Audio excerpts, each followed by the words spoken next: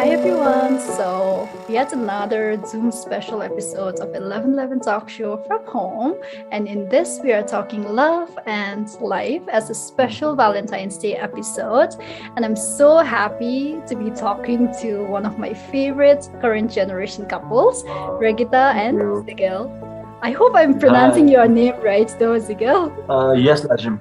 Perfectly. Thank you. Hi everyone. Nice to be here. Thank you guys, and I really mean it because I think it's so sweet to see young couples sticking by each other, especially in a generation where, I personally feel good times overtake good things, right? So it's so sweet, and so happy to have you too, and I'm really looking forward to this. Good to go? Yes. Okay, first question.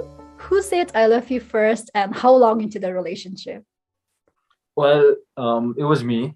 It was definitely me, and I am a bit of a romantic, so it didn't take me a lot of time to say I love you. But I think it was into the second month of the relationship, if I'm not mistaken. No, I think it was 2 months into the relationship that I realized that I was actually in love with her, and that's when I couldn't hold it back anymore because I'm a very expressive person. So I said I love you immediately, but to get and I love you in return, that took quite some time. I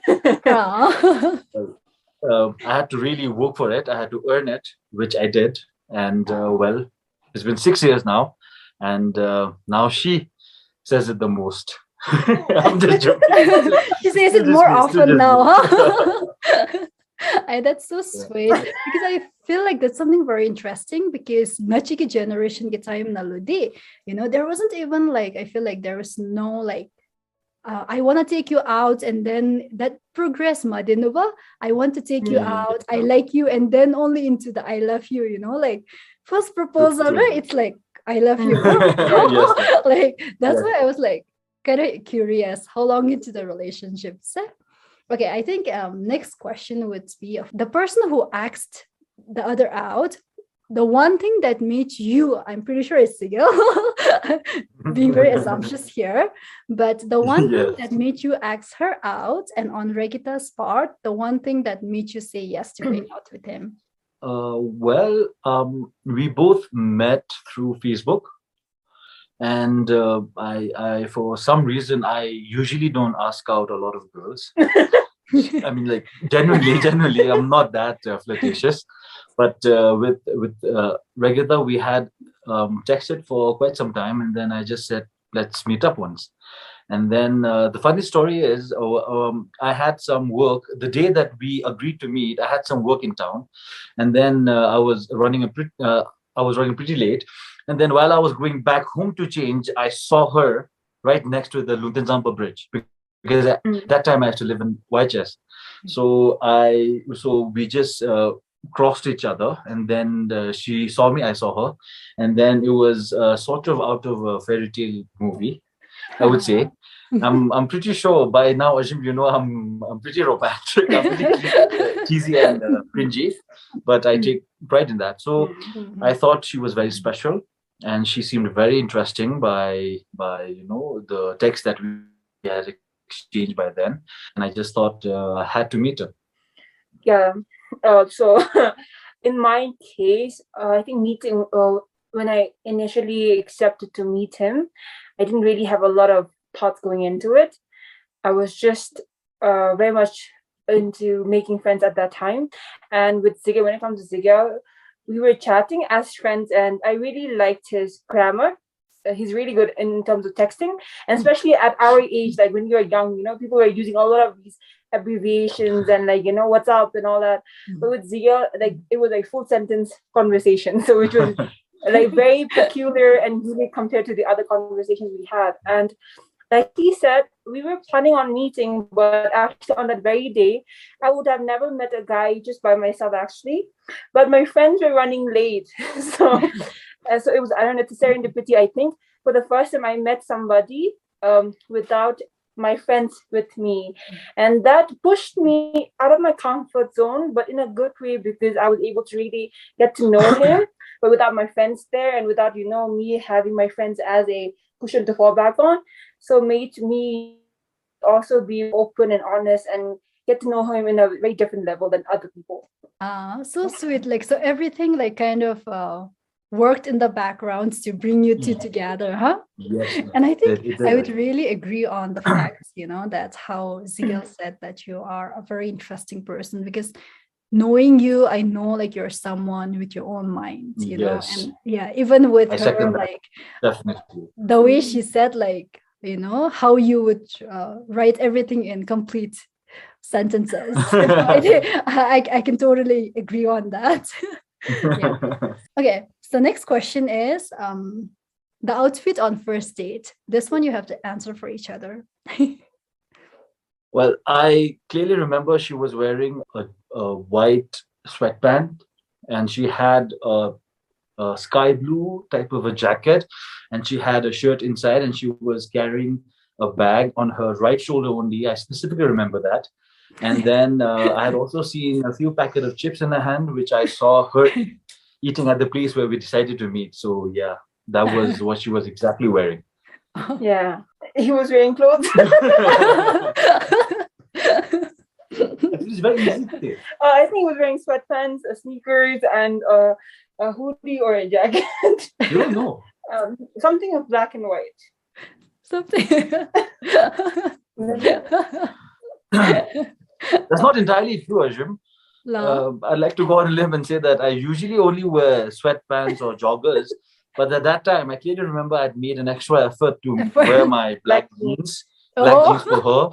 Because I usually am not a jeans person because I need my freedom, which only sweatpants and joggers can provide me. So at that time, I think I'd made an extra effort to wear my black pair of jeans for her. Yeah. With the belt and all. It's very, very uncomfortable. Thank you so much. Which she doesn't remember right now. Okay, sorry. I know that's a word for it. It's okay. In my defense, it's been 6 years. Okay, just kidding there. Yeah. Since this is a Valentine's special episode, I think it wouldn't do without this question. Your favorite Valentine moments together. And I think according to Regita's Instagram post, it's also your birthday, Mo. So yes, happy birthday in advance. Thank you. Thank you. Favorite Valentine moment together. For me, Ajma, I'll be very honest, we haven't spent a lot of Valentine's Day together because we met 6 years back, and then she had to go to college. I was here, and most of the time it was over the phone only, video chatting and all. But I specifically remember one Valentine's Day where she had made an effort to make me sort of a handwritten card, and which said, and she also made a video for me, which said, "I am a king, a queen, and you are a king." And then she said, "I love you." And that video for me was very special. But if you were to ask me a together moment, I would say last year, because we had spent Valentine's Day together after so many years. And even though we didn't do anything extraordinary out of the book, but just being with each other on such a special day meant the world to me. And I think I can speak on behalf of both of us. Mm-hmm. Yeah, I would also say, because we did not really get to celebrate a lot of Valentine's Day together physically in person, but however, I think one thing we've always made sure to do is like to communicate. So last year's Valentine's Day did not start on a good note, to be really honest, because I did not really wish him. I forgot to wish him on his birthday, but basically we were able to communicate it through. And at the end of the day, we went to 𝗏𝗏𝗏 as well. So after a lockdown, going to 𝗏𝗏𝗏 and being together was really different, and it really gave us that closure that we needed. Yeah, so amazing, that you guys made it through, I think, 4 years of long distance. Mo. Yes, ma'am. Because she studied for 4 years. I remember that. So I mean, it's such it's really inspiring to see like people really work on a relationship, because thank you, it has changed. We cannot deny that. Yes, well, the value of a relationship right now. I think as a follow-up question now to that, 6 years, 4 years long distance, that must have been a feat, So congratulations on that, and wishing you to Thank you, to go.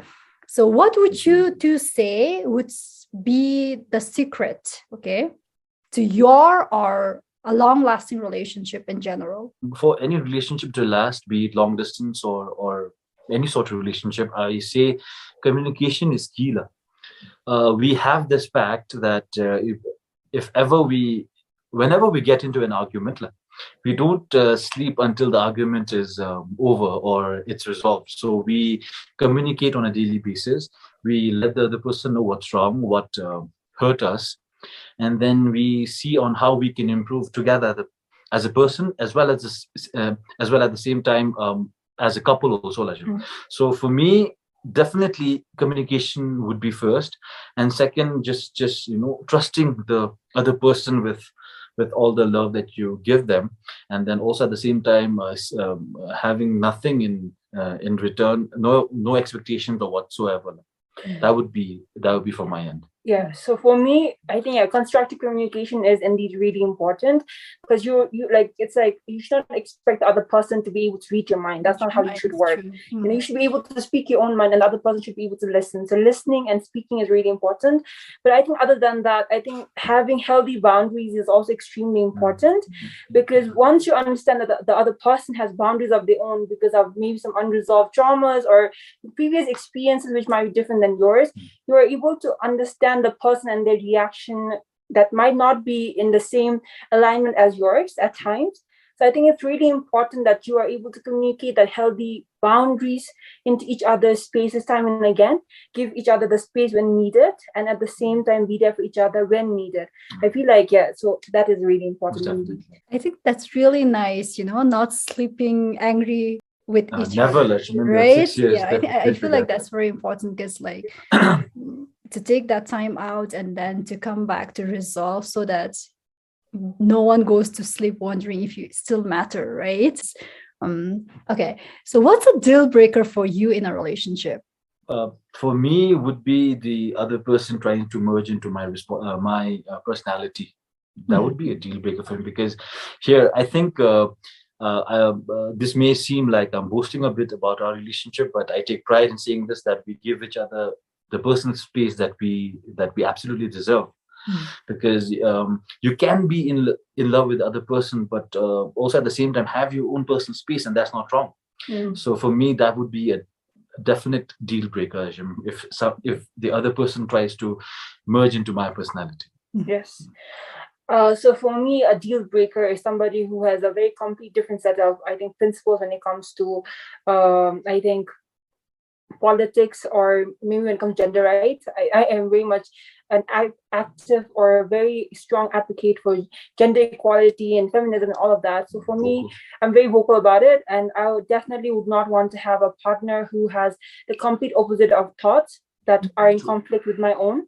That's number one, I think, a deal breaker. Secondly, like Zigel said, I also really agree that a deal breaker will be somebody who tries to manipulate or tries to control me and my space and my growth and my journey. I think it's important to always understand that even if you're in a relationship for 10 years or 50 years, you're always supposed to be your own person before you are somebody else's partner. So I think it's really important that the person gives you that space. And oftentimes you don't see that happening. Oftentimes, I think romantic relationships are often mistaken to be of toxic kinds, where you expect the other person to control you, to literally direct your moves, which I don't think is healthy at all, which also stunts your own personal growth. And as somebody who aspires to grow a lot in my life, in my career, a partner who does not respect that would be a deal breaker. I can really see where the 6 years of success comes in, for your age, you guys have such awareness within your own self, because I think, like you guys mentioned, it's very important, right, to have that personal space and boundaries, and you be an individual first. Yes, and then that person just comes and contributes to your life. That person you don't wait for the other person to just complete you. Yes, love. You are complete on your own, and then that person adds value to your life. Yeah. Since you guys have made it like 6 years and really looking forward to seeing more years for both of you, is love alone enough to sustain a relationship? That depends on what you think of love as. I think it's a very deep question, but if I think of just romantic love, I don't think it's enough. I truly believe that for a relationship to last, there should be a lot of friendship. Very important, I think you need to be able to be friends, best friends with your partner, romantic partner, because that is something that will keep you going together. Because otherwise, if you think about just romance, I don't think romance is convenient for all the times, because at times it's rough, it's hard, it's difficult, it's scary, it's dirty, it's ugly. So you need friendship to go through, to be able to overcome through those situations and times. So I feel like love, you need friendship. Yes, thank you. I also feel the same, Lajim, because love definitely is not enough. Because if I were to look at from a certain practicality, Ajim, I would say that a lot of things go into making a relationship a successful one, be it from compromises to apologies, and you definitely cannot have egos. You can have an ego to a certain level, but not to the point, exactly, the pride. That is not done at all. So I feel like love alone is not enough at all. There's so many things, so many factors that go into making a relationship a successful one. I can see the alignments of values, you guys have. So yes, two qualities. Let's say because you identify yourself as a bisexual woman from your core talks. So I would say like two qualities in a partner for you, Mush, and two qualities for you, Zale, in a partner that you would say to our viewers if their partners are worth keeping at all costs. Well, to sum all up, your partner has to be 𝗪𝗲𝗏. That's so cool. Yeah, no, I'm sure. What to do? I'm in love with you, my love. For me, an individual who's very vocal, who's very sharp personality at point, I would definitely say, well, get yourself a 𝗪𝗲𝗏, like I did. But for me, it would be, jokes aside, for me, personality, very good personality is a must for me, and sensitive towards the other person's feeling, because 𝗪𝗲𝗏 is a very vocal, I would call a very vocal feminist. And sometimes if I say something wrong, she's very sensitive towards what I say, and then she tries to make me explain it to me, and then that's how the thing that helps me grow as an individual or as a person. There have been a lot of instances where she has taught me so many things, and I'm extremely grateful for that. So I think sensitive towards the other person is definitely a quality that your partner must have. And well, the second one, there's so many things that I absolutely adore about her, but none come to mind right now.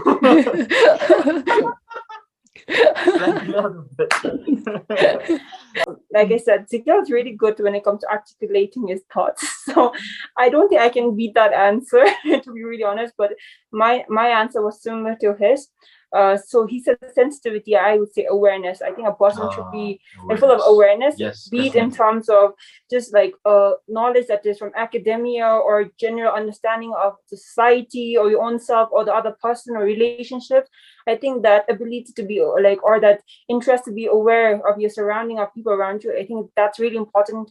And I don't think that's a quality that a lot of people tend to have, especially in our time and age where people are so much conflicted or so much centered around their, I think, persona being of a very, like, I don't know how to say it, like more into how people perceive you, like, than being yourself. So I think that's important, number one.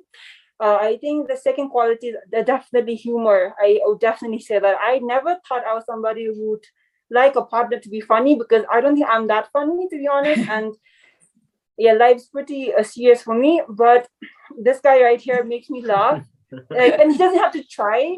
And I realized that, like, the fact that I am able to laugh and he brings me the serotonin or this boost of serotonin in me every freaking time is just so it's so nice, to be honest, like to be able to just laugh at your partner or with your partner. At your partner? No, I mean, like if you know what I mean. I can just laugh around him. And meaning he's my safe space, and I think that's important. I think you have lived that laughing part, like since the time we started the interview. I think you guys have been laughing Yes, in each other's company. Like, so personality, looks second, and personality first for Zigel. And for Regita, it's awareness. So if your partner have that, and then they're worth keepings, right? Because I think then it's just overflows into all the other aspects of your life. Yes. Make you help grow in 𝗪𝗧𝗏, no? Yeah. Yes, love. Yeah. Next question is, since like we are in a generation where we live a lot more online than offline, at least that's how I perceive it, right? And it is said that a lot of current relationships fail because of social media. And our maybe sort of a notion that you have an option on every right swipe, right? What's your stance on that? So for me, to be really honest, I don't think although I'm a very vocal person and I do share a lot of my personal life online, I think my relationship is something that I like to keep within for myself a lot of the times.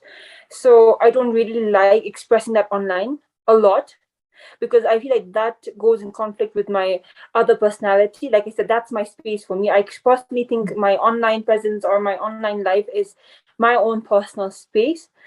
But that being said, I do think that it's important that you communicate with your partner about even your online life.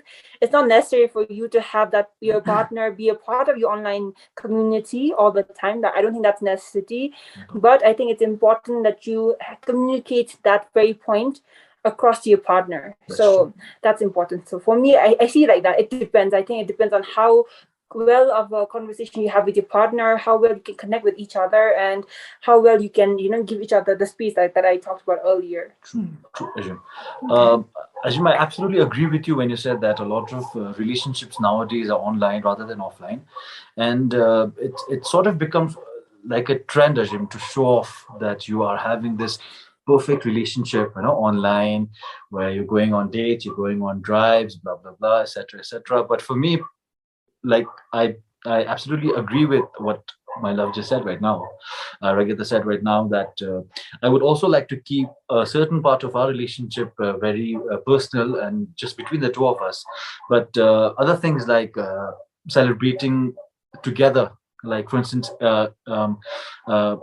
celebrating success of the other person together online, that is a must. Yeah, you should, because you have I personally have this feeling that more the merrier whenever you're celebrating a certain success of your life.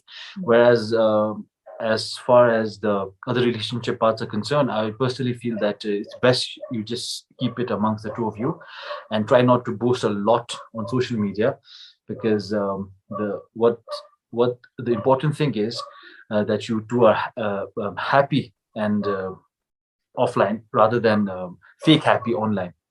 Yeah, but that's it again. I think it depends on the couples. So those couples who are out and about, you do you. To each its own, Ajim. Right? I like to do that. Whatever floats our own boats. Your boat. Yeah.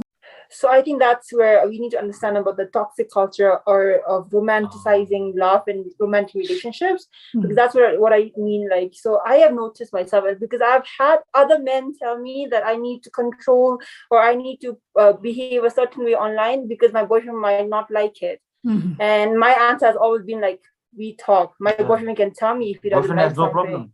So, but then I do understand that oftentimes there are relationships whereby, it's toxic. So meaning you have your partner cheating or flirting around with somebody else online. But I think you're just using that online presence as an excuse to really just portray your inner self or portray the toxicity or the problems in your relationship. And that could happen either online or offline. I mean, if your relationship is failing, it will fail despite the platform you're using. So I think it's, again, situational and depends on the healthiness of your relationship. With this question, we're gonna play like a quick yes or no question, 𝗏𝗏𝗏. So I'll throw a sentence and you just have to say yes and no. And Regita will say your own yes and no, and 𝗔𝗕𝗢𝗏 would say your own yes and no for each of the sentences, okay? And I have kept the statements mostly social media based, again, because we are a generation like where social media is really having an immense influence on how it shapes our lives, remember? So anyway, Yes. Okay. So not being official online is a red flag. No. No. No. You have snooped through your partner's phone without them knowing. No. It's a red flag, yes. Yes, it's a red flag, but I've never done it. That's what I meant. I've never done it too. Okay. You have created a fake account to test your partner. No. That's what I said. No. Okay, so all no. Mush. Yeah, those were my three statements. So I think you kind of both gave the same answer simultaneously. Right? Yes, I am. Yeah. Yeah. Okay. So now we are on the 11th question. Okay, the last question. So grand finale. Yeah, the grand finale. What's your philosophy on love and life? For me, Ajim, I am a very orthodox type of a person, Ajim. I still believe my dream is to just have a small family. My dream is to just be there for my family. That's about it. But for me, love is something that comes in different phases of life. It starts from a very young age when you fall in love with a lot of people, what they might call it puppy love. An infatuation maybe, and then after that you grow up, and then you go to high school, and then that's when you meet your first official love of your life. But for me, love would be something that you have at the end of the day that makes you smile and that makes you go to bed with a happy heart. And life, as we all know it, is something that we look forward to on a regular basis, and I think I'm going far from the topic a bit.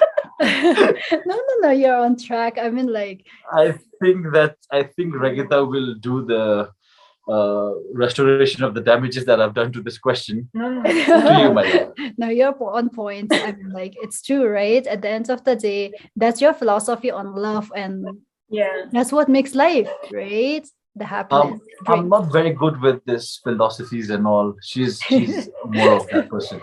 So Ajim, one of my major is philosophies. That's why this is and you can ask any philosophy student. They can't answer philosophical questions in just one sitting. It takes days and days of contemplation and reflection and writing and analysis. Yeah, that's my reason to assume. It takes days and days. But if I am to just give you an answer right from my mind without over analyzing it, I would say that first of all, life is not really always easy, and it can be difficult, it can be challenging, and I think love is that one emotion, that one feeling, or that one phenomena that makes life worth living for a lot of times. It gives, I think, meaning to life, and that's where I would say that again, love could mean a lot of different things at different times, different people, and that's why it's important to not fixate the meaning of love to just one person or one thing or one place. And that's why I say this, like, love comes in different shapes and different sizes and in different times and different places. But as long as you're willing to embrace it, that's what's important. And in life, you should always have your heart and your doors open to love.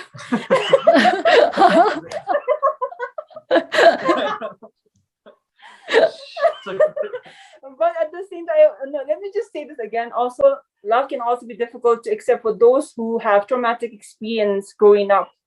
And hence, I think it comes with a trigger warning. No. Right? And you should also accept it with the trigger warning. And yeah. It was so fun talking to you too. Thank you so much. Yeah, this like, we really wanted to make this very light-hearted content, especially with everything going around right now. You could really do something light and fun to watch with. But the two of you brought so much maturity and insight onto the topic. That's far beyond your age. So I personally think that this has become a beautiful blend of lightheartedness as well as an insightful conversation on love and life. Thank you so much. In a 21st century, I don't know, generation. Pandemic era. I can really see where the compatibility comes into, because I think I personally believe in companionship alongside love, right? And you really need someone who can be your companion at the end of the day, and then you have this mental compatibility, and then together with physical compatibility, you also need mental compatibility, right?